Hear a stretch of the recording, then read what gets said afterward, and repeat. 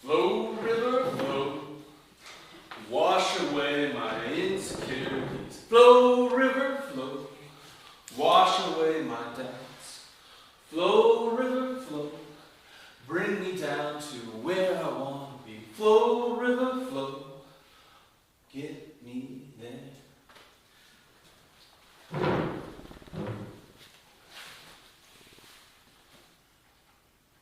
All right, which way are we going? Which way are we going? Left, right? Is there any rocks? You see any obstructions? Okay, cool. You ready? Here we go. And spin move. Spin move. Okay, and we're almost through. Oh, we're on up, we're on up. Get out, jump there. Push, push, push. Yeah! We're free.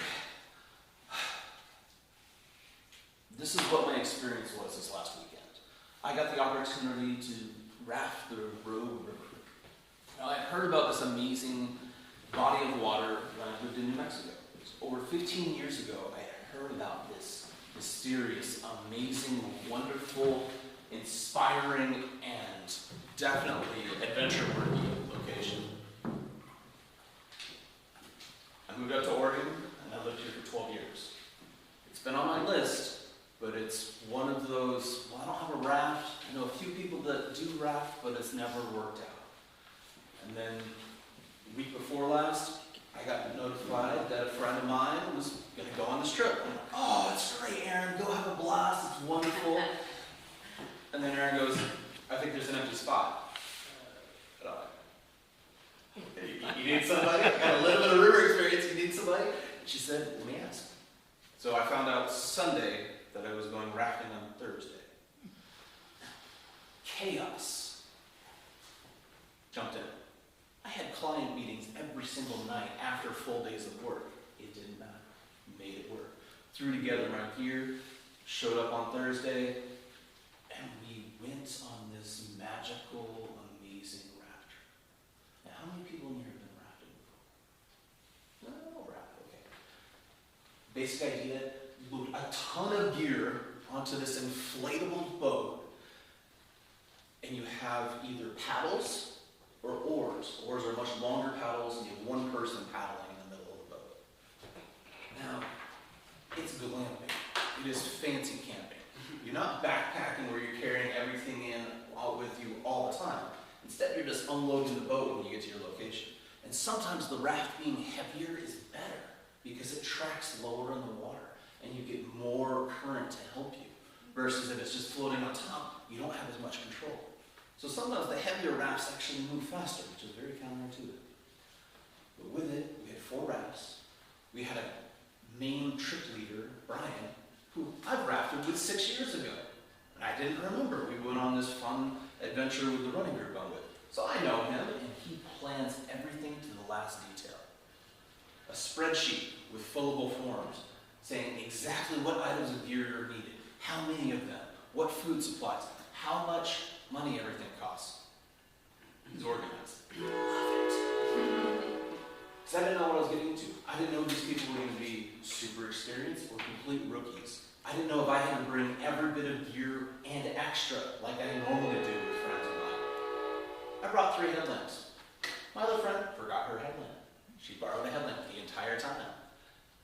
I'm prepared. I try to be, because I don't know what life's going to throw at me.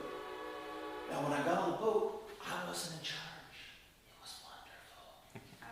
Let go of that stress, let go of that anxiety. And then about halfway through the first day, my friend Kirsten, who had a raft of her own, was exhausted. And she's like, hey, you know how to paddle, right? Yeah. Do you want to take over? Okay. So I hopped in the raft with her for a minute. She's like, I want to see how you do and just see how experienced you are and see if I trust you with my $8,000 investment. Understandable. So I take a few strokes. We go through a couple little rapids. And she goes, okay, cool, I'm hopping on the other boat. And I'm going, okay. I mean, I've been on 20 plus river trips. I've guided a few times. But this isn't my sport. I'm a complete rookie at, I think, in my mind. She hops on with her boyfriend, who has one of the other laps, and they have a good time, and I'm trying to keep up with them, and falling further and further behind. My anxiety starts to rise. Have you ever been in that situation where your anxiety rises up, and you just gotta deal with it, right? You gotta make it down the river. You gotta keep flowing. You have to that whole fake it till you make it, but I wasn't really faking it. I had the experience. I just had that internal struggle with my brain of, are you okay? Are you being pushed? Are you feeling uncomfortable? This is something I'm really used to, because that's how my brain works all the damn time. Every single day, almost every single minute. But in this context, I had a passenger in the boat with me, and my own life was at risk if I messed up. Rafting is inherently dangerous. The river is always stronger than you are. Water is this amazing, flowing, soft and cuddly thing when it's in your glass. But when you have billions of gallons pushing with water, it can destroy almost anything. And that's the dichotomy and amazing thing about it. Now, as I'm on this river that has tons of force and current, when you're rafting, you are kind of scooting from one side to the other. You're having to ride the waves. And the rogue has these rocks that are dark gray with moss on top, and they're almost perfect camouflage with the color of the water. So a very tricky river, but not as complicated as some of the other ones I've done. Talked about doing a bachelor party for my brother's wedding, and part of that, we jumped on a river. We had a river trip. And those rocks in the chama were little razors sticking up. And we were going through 6 inches to 1 foot deep of water. Very challenging river. And I did fine with that, but my brain didn't compute the two. Instead, I'm on this beautiful, clear water river that's much bigger, better flow, but tight rapids. And so it was a little bit of a mental game. This morning singing, I've never sung in Yom Patrol before. That was a mental game of being like, okay, what am I going to do here? John Davies, who's a professional bard and minstrel, or a George Hecht, who's a bluegrass champion here, who's a badass. Instead, it's something uncomfortable. So in this discomfort, in this space, I got the chance to explore my inner workings. I'm often a woulda, coulda, shoulda in the past, or should do, will do, need to do in the future. Being present in the moment is really rough for me to be. And yet, I had to be present every moment. Because every oar stroke you do, you can spin a boat. You pull a little too hard with the right side, all of a sudden, your boat spins. You pull a little too hard with the left side, all of a sudden, your boat spins. You need to direct yourself exactly where you want to go. And the current is going to either fight you or help you. So having to read the river is important. And when you're rafting, you have some power when you're pushing. You have a lot more power when you're pulling. Issue is, when you're pulling, you're facing the opposite direction of where you're going. You can't see where you're going. Kind of like life, right?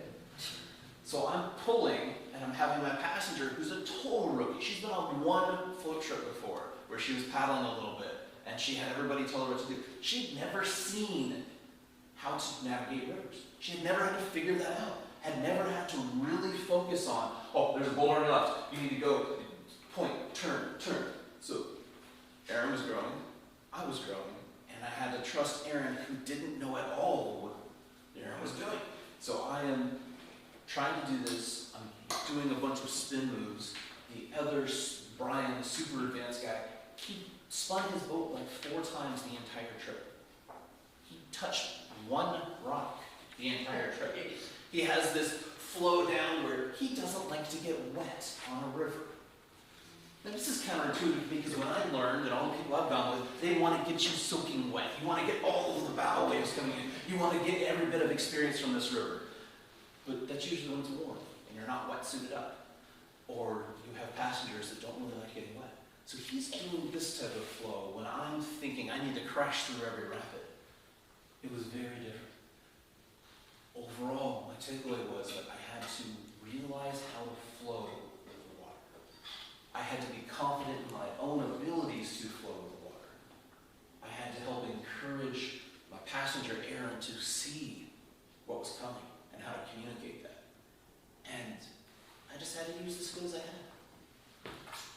I believe that we are much more capable of things than our internal shitty committee, as Amanda would say.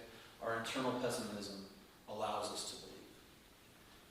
I had this opportunity to flow. And no, I didn't hit one rock. I hit less than 100 rocks. That was a success. We didn't die. Yay. I didn't pop the raft. I didn't break an oar. And we made it through.